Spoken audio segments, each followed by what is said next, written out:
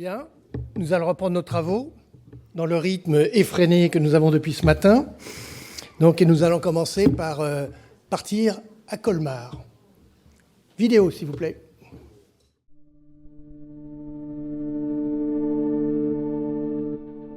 La ville de Colmar est la préfecture du Haut-Rhin, 68 000 habitants, 120 000 habitants avec les 20 communes de l'agglomération. C'est une capitale administrative, mais c'est également une ville industrielle avec 8 000 emplois sur l'industrie et une ville touristique aussi, puisqu'il y a beaucoup de touristes qui viennent, notamment au marché de Noël. Je pense que l'enjeu, c'est comment est-ce qu'on travaille mieux sur les espaces publics, comment est-ce qu'on est très proche de la population pour avoir un environnement le plus qualitatif possible. Ce quartier, comme beaucoup de quartiers prioritaires, a été construit dans les années 60, quand on avait vraiment besoin de logements dans cette période bien après-guerre. Il a été construit sur des espaces agricoles, il y avait des champs ici. 15 000 habitants, c'est énorme pour Colmar. Il y a des écoles maternelles, des écoles primaires. La plus grande piscine de Colmar est ici. Il y a également un stade pour faire de l'athlétisme, pour faire du rugby. Donc il y a une vraie attention qui a été portée dès le début sur la qualité des bâtiments publics.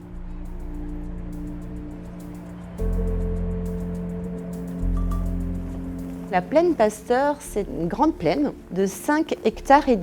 J'ai envie de dire c'est un petit peu un trait d'union qui fait la jonction entre le vieux Colmar et les quartiers prioritaires, le nouveau Colmar. C'est aujourd'hui un endroit où les gens se retrouvent, mais qui globalement est complètement sous-exploité et sous-utilisé.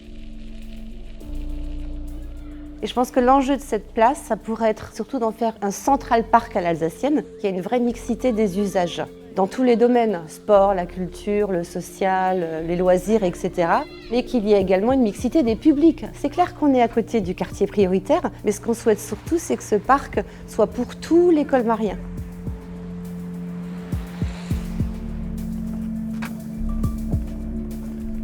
Il y a un travail extraordinaire qui a été fait avec la population. Ça a été surtout une idée des habitants, qui a été repris par le Conseil d'initiative citoyenne.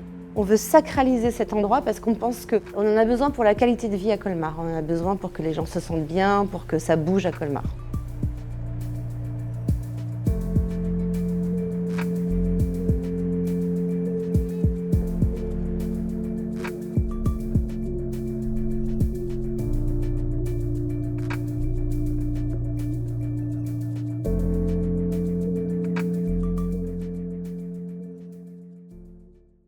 J'ai invité Eric Stroman, le maire de Colmar, Jean-Marc Lanton, et Jacques Linosti et Franck Poirier. Voilà. Et je suis accompagné par ma première adjointe qui s'est exprimée. Tourne-toi voir juste 2 secondes pour... on fait du marketing territorial. La vie est belle à Colmar. On va essayer de la rendre encore plus belle. Et avec Alain ? Avec Alain Randani qui s'occupe de la politique de la ville. Merci aux 3 équipes qui ont été sélectionnées. Alors, contrairement à ce qui se passe par ailleurs, sur les autres projets qu'on a vus, il y a 0 urbanisme à propos, enfin 0 habitation. Oui, c'est un projet de paysage. Alors, je ne sais pas, on va écouter ce qu'ils vont nous dire. Oui. Je n'ai pas de préjugés. C'est un grand terrain de 5,5 hectares qui est situé donc en limite du quartier prioritaire. C'est une ancienne réserve foncière de notre hôpital. On a un grand hôpital civil, une réserve qui d'ailleurs dans le temps servait même de potager, etc. à l'hôpital. Peu à peu, ça a été rappelé dans les années 60, on a construit des grands immeubles à l'image de ceux qu'on a vus à Sedan. Et il y a un travail très important qui a été mené pour reconfigurer ce quartier, dont la population a quand même sensiblement baissé, et dans le cadre évidemment de l'opération Henri I et Henri II. Donc on est sur une feuille vierge. Aujourd'hui, alors c'est pas un terrain vague, vous voyez, c'est plutôt bien entretenu. C'est un grand pré, 5 hectares, c'est énorme, qui sert aux activités de kermesse, qui sert à jouer aux gamins à jouer du foot. On a été obligé de le clôturer, puisque vous imaginez bien, on a une population jeune. Il y avait pas mal de scooters qui circulaient, des motocross, etc. Donc, ça va quand même être compliqué de trouver un petit peu un compromis entre aussi les attentes de la population. Alors, nous, on réfléchit sur ce projet depuis le début du mandat avec le Conseil d'initiative citoyenne qui est géré par Alain pour réfléchir et répondre aux demandes parfois qui sont un peu contradictoires. On a une activité de baseball et puis ce terrain vide, il faut lui trouver une affectation. Et donc la ville l'a racheté. L'hôpital n'a plus besoin de s'étendre puisqu'il est déjà sur une belle surface. Et on s'est dit, donc on a réfléchi, ça allait vraiment un petit peu dans tous les sens. Et pour tout dire, on se dit souvent les politiques ont des idées arrêtées. Là, on n'a strictement aucune idée de ce qu'on peut faire avec cet espace absolument unique. Alors, on pourrait évidemment l'urbaniser, mais on a ce qu'il faut. On n'a pas de volonté de progression très forte de la population. Économiquement, ça fonctionne plutôt pas mal, hein, même si on a un taux de pauvreté supérieur à 20% à Colmar, contrairement à l'image parfois qu'on peut avoir. Vous le savez, lorsqu'on est sur un territoire prospère, les gens qui sont en difficulté viennent dans ce quartier. Hein. Alors, il y a une présence très forte des services sociaux. On a le conseil départemental à côté. On a aussi une mosquée qui se trouve sur la partie nord de cet espace. On a un grand centre commercial. On a l'hôpital, on l'a dit aussi. Une piscine, ça a été dit, hein, un stade nautique. Et maintenant, il faut trouver une articulation avec un centre-ville qui est à 1500-2000 mètres à vol d'oiseau. Il faut savoir que le colmarien ne va jamais se balader à cet endroit. Ça n'est pas sa vocation. Ils viennent se faire hospitaliser. Ils viennent pendant le marché le mercredi parce qu'il y a de bonnes affaires à faire en fruits et légumes. On a un grand marché vraiment très populaire à cet endroit. Et donc, on demande maintenant à nos 3 équipes de nous faire des propositions pour animer, nous donner des pistes pour développer ce terrain. Alors, on a aussi le temps. On n'a pas besoin de reloger les gens. On peut attendre que les arbres poussent aussi. Hein, vous voyez bien qu'il y a forcément, vous l'avez dit, une dimension de végétalisation. Bien sûr, il faudra planter les arbres. En été, c'est un endroit assez désagréable. Il fait trop chaud, il n'y a pas de quoi ombrager. Alors, mes services vont s'énerver quand je dis ça, mais j'aimerais quand même un petit geste architectural à cet endroit. Je ne sais pas lequel, comment, mais pour que les gens peuvent se retrouver un petit peu autour d'un bâtiment, d'un élément de création architecturale. Mais ce n'est pas imposé dans le cahier de charge. Hein. Si vous avez de meilleures idées, je suis évidemment preneur, mais on est vraiment impatient de voir comment vous allez transformer cette feuille blanche pour faire l'un des plus beaux projets, des 10 projets qui ont été retenus par les services de l'État.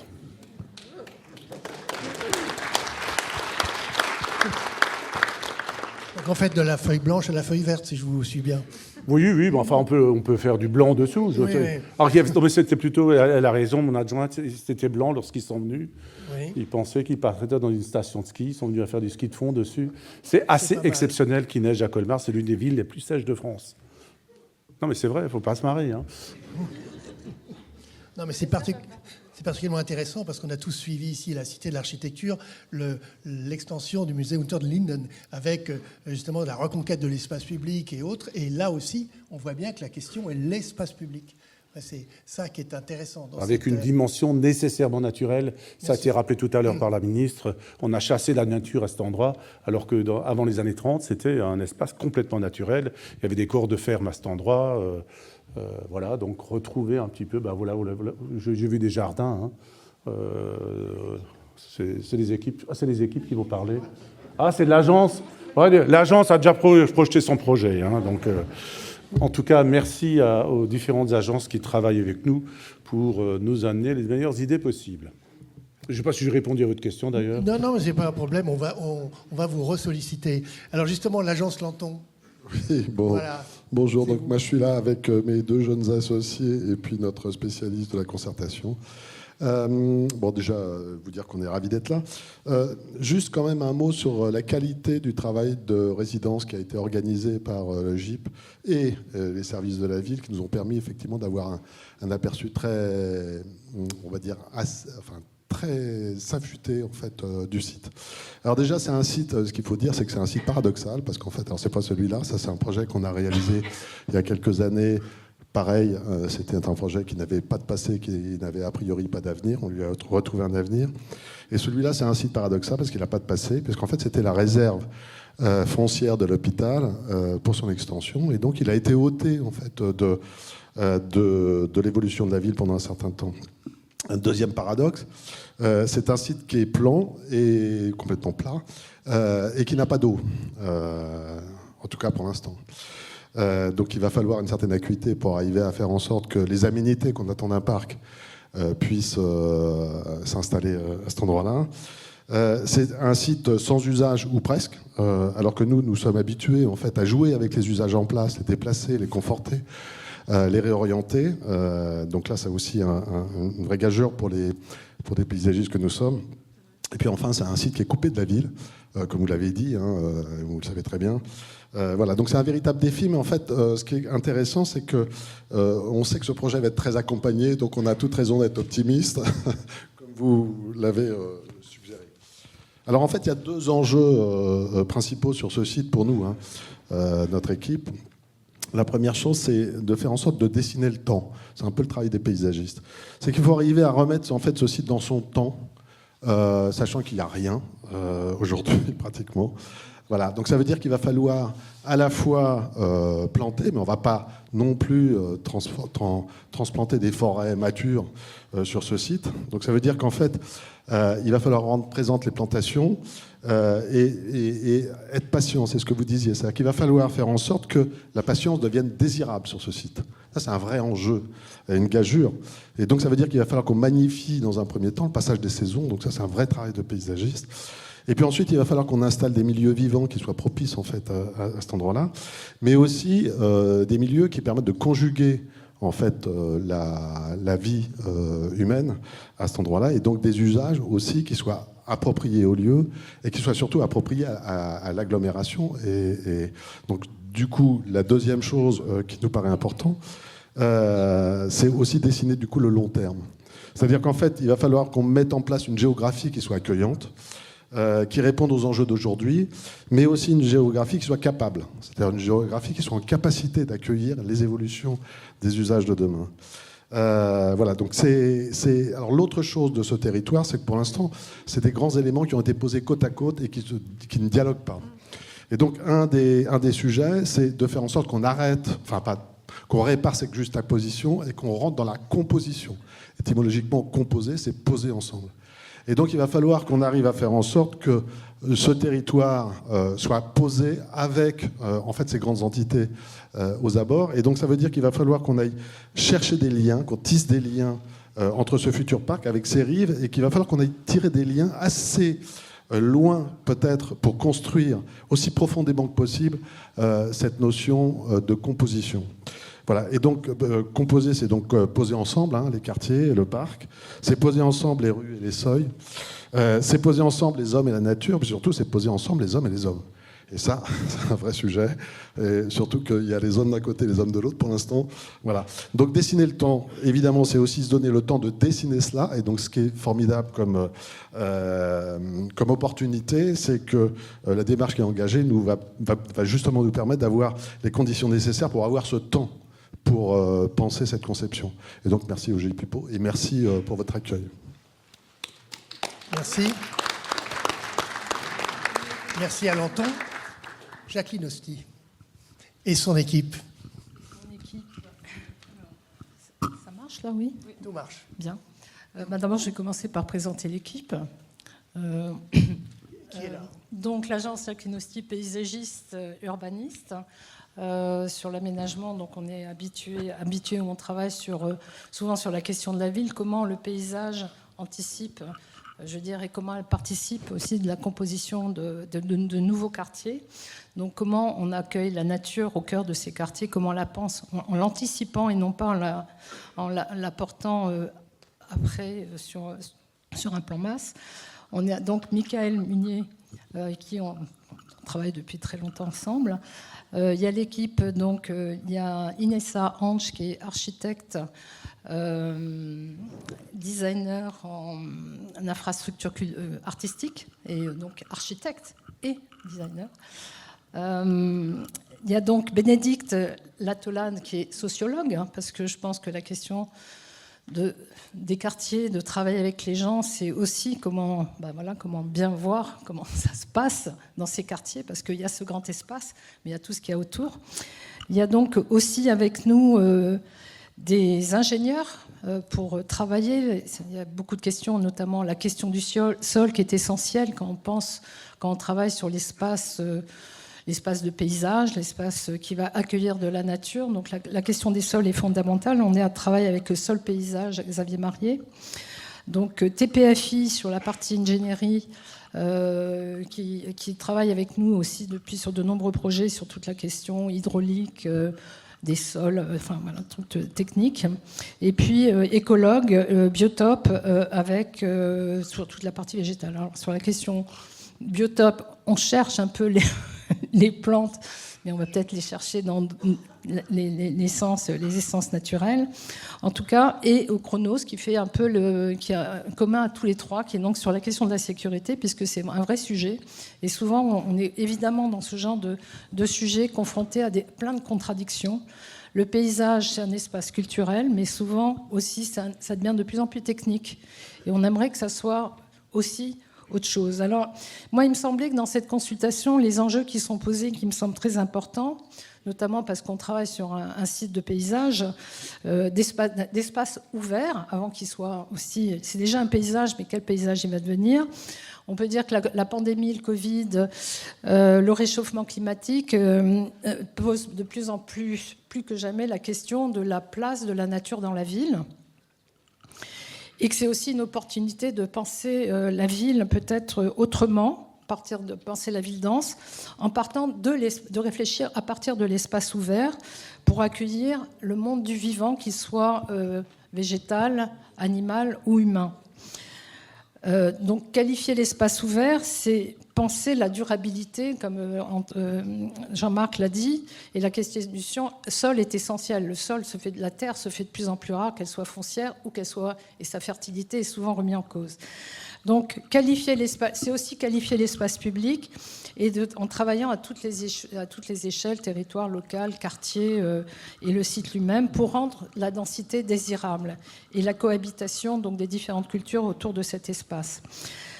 Alors, c'est pour ça, je pense que la forme... je suis trop longue, je dois aller plus vite, je vais à la conclusion.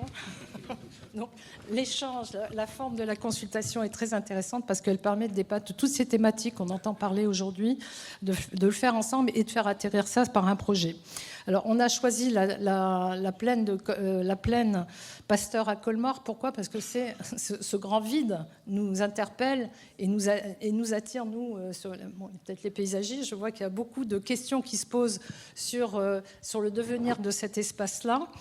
Et pour nous, c'est une vraie chance parce que on est passé, je dirais, l'histoire rurale du champ. On est passé à la plaine Pasteur. Après, on est passé à la plaine de jeu, à l'espace Nelson Mandela maintenant. Donc, on peut se poser quel va être le devenir de cet espace-là. Moi, j'ai comme l'impression, en fait, quand on visite ce type, il y a bien sûr les coulisses de la ville tout autour qui alimentent cet espace ouvert et vide, mais c'est une page blanche. Et puis, ces images le montraient parfaitement avec la neige. C'est un peu j'ai un peu l'impression qu'on est autour d'une grande piste de danse et que l'ouverture du bal n'est pas encore donnée. Et que l'idée, c'est quelle composition, quelle partition on va écrire ensemble pour qu'on investisse ce lieu et qu'il soit partagé et que la fête commence, en fait. Merci. Très bien. On va écouter l'équipe base avec Franck Poirier. Oui, bonjour à tous. Déjà, je voudrais faire une insiste pour remercier effectivement tout le processus dans lequel on est très heureux de participer, notamment aussi pour un détail qui n'en est pas un, c'est que grâce à ce dialogue, on arrive à directement travailler en action directe avec les élus. Et ça, je tiens à le signaler parce qu'avec les métropolisations, c'est un fait qui est devenu de plus en plus rare et on a été un peu coupé de l'accès aux élus. Et donc, c'est pour ça que je trouve ça très très bien. Parce qu'un grand projet, ça se fait avec les habitants, mais aussi directement avec les élus. Donc ça, c'était important de le signaler. Donc on est ravis. On a monté une équipe, effectivement. Alors nous, on a directement proposé un projet pour gagner du temps parce que Jean-Marc a fait un très bon diagnostic. Donc comme il rappelait qu'effectivement on est dans une situation semi-aride. Alors pourquoi on a choisi Colmar, ou en tout cas on est ravis d'avoir... On avait présenté l'ODEV aussi, parce qu'on aime bien quand il y a beaucoup d'eau, quand il n'y a pas assez d'eau. Effectivement, on est dans une ville très géographique qui est très intéressante puisqu'elle est à la frontière de l'Allemagne. Elle est située sur la plaine alsacienne, qui est d'une platitude, mais en même temps d'une richesse agricole et viticole. Donc c'est un peu pour la route des vins. De toute façon, on regarde toujours le terroir dans lequel on postule pour candidater. Donc Colmar nous a d'abord intéressés pour sa gastronomie et son art de vivre. Et ensuite, c'est une ville géographique qui est située entre le massif des Vosges et le Rhin qui sépare de l'Allemagne. Et donc finalement, on s'est dit que la plaine Pasteur était un peu une miniature finalement de la situation géographique. Et donc ce rapport d'échelle nous a intéressés un petit peu au départ. Et ensuite, évidemment, parce que c'est un grand projet d'espace public, de reconfiguration d'espace public, de renaturation d'espace public, et qui doit déjouer à la fois plein de défis et plein de contrastes et de contradictions, puisque en même temps, ce genre de quartier en rue... Alors nous, on est une agence qui est vraiment née des projets en rue. On est né en 2001, on est la génération en rue, on va dire. Donc on a effectivement beaucoup pu profiter de remaniement de ce genre de quartier. Donc on a un peu une expertise avec le temps de ce genre de public à qui on travaille. Effectivement, c'est des publics très jeunes, avec des problématiques sociaux intéressants à analyser, avec un rapport à l'extérieur qui est crucial, etc. etc. Et donc, parmi tous les contrastes, effectivement, c'est comment on peut proposer de manière collaborative une reprogrammation d'usage avec les habitants, tout en misant sur le fait que ce quartier puisse redevenir un lieu de destination, y compris pour les gens du centre-ville. Donc, c'est un retournement finalement de déplacement des publics pour que ce site soit pas un entre-deux, c'est-à-dire entre la campagne et le centre, mais soit vraiment un lieu de destination comme une nouvelle polarité, un nouveau centre urbain tout à fait autonome. Voilà, monsieur le maire, vous êtes rassuré. Maintenant, vous avez vu que... Voilà. Que le meilleur gagne. Voilà.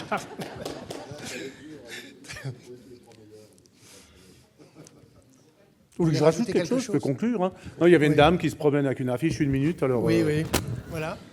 Mais elle a raison, elle est dans son rôle. D'accord, j'ai vu, elle me jetait un regard assez appuyé. En tout cas, merci d'avoir bien posé le diagnostic.